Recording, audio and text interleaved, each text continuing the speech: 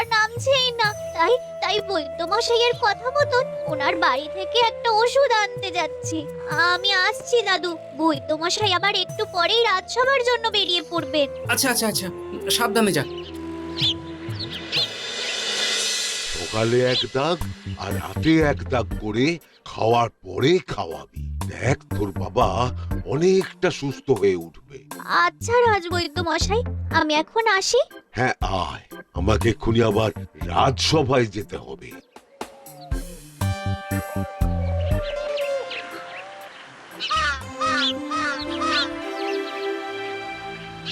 রাজার মুখে নেই যে কথা, মুখ যে তার আজ ভারী।